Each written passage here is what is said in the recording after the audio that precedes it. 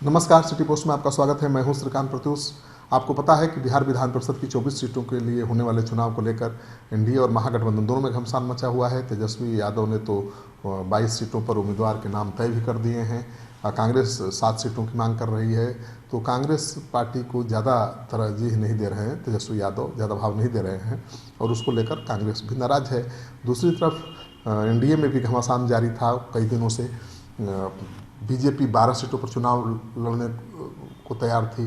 13 सीटों पर चुनाव लड़ना चाहती थी बीजेपी, क्योंकि 13 उसके सिटिंग सीटें हैं। जेडीयू बराबर सीटों पर चुनाव लड़ने की मांग कर रहा था, यानी 12 सीटों पर। इसी बात को लेकर पेच फंसा हुआ था।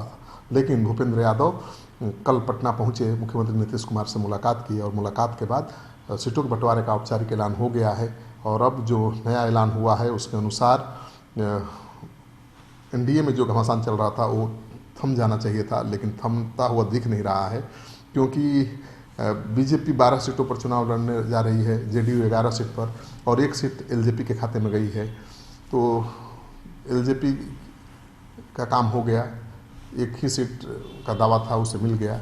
लेकिन बीजेपी जेडीयू का भी काम हो गया। लेकिन मुकेश सहनी और जीतन राम मांझी का क्या होगा, क्योंकि मुकेश सहनी तो 4 सीटों की मांग कर रहे थे, जीतन राम मांझी भी सीटों की मांग कर रहे थे। तो उनको विश्वास में बीजेपी और जेडीयू ने लिया नहीं और सीटों का ऐलान करने के पहले उनसे बातचीत भी नहीं की। तो मुकेश सहनी खासे नाराज हैं। जीतन राम मांझी की प्रतिक्रिया अभी तक सामने नहीं आई है और मुकेश सहनी ने कहा है कि जिस तरह से सीटों का ऐलान हुआ है वह गठबंधन के लिहाज से सही नहीं है। भाजपा के नेता कहते हैं कि सहयोगी दलों से बातचीत कर यह मामला सुलझा लिया जाएगा, उन्हें विश्वास में लिया जाएगा। लेकिन इस तरीके से अगर सीटों का बंटवारा होगा, सहयोगी दलों को भरोसे में नहीं लिया जाएगा, तो इस गठबंधन का कोई मतलब नहीं है। मुकेश सहनी की नाराजगी जेडीयू से बिल्कुल नहीं है। वो नीतीश कुमार के भरोसे में रहकर, उनके साथ रहकर बीजेपी को जवाब देना चाहते हैं। और शायद यही है कि वो कहते हैं कि तानाशाह रवैये से दोस्ती नहीं चलती है, मतलब गठबंधन है तो सहयोगी दलों को विश्वास में लेकर ही बात करनी चाहिए थी। उन्होंने कहा कि 24 सीटों पर अपने दम पर उम्मीदवार उनकी पार्टी उतारेगी।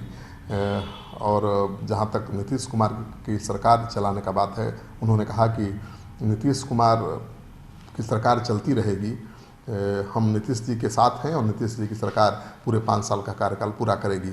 लेकिन नीतीश कुमार के साथ तो दिखे, लेकिन जाते जाते ये धमकी भी दे गए कि राजनीति में कल क्या होगा कौन जानता है।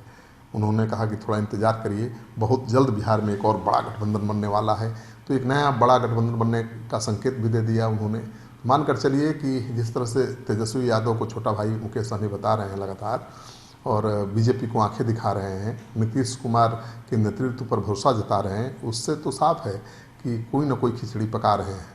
अगर इसी तरह से उन्हें नज़रअंदाज किया जाता रहा, अगर दोबारा उनको विधान परिषद में नहीं भेजा गया और वो मंत्री पद गंवा बैठे, तो बड़ा फैसला ले सकते हैं और एनडीए की मुश्किलें बढ़ सकती हैं।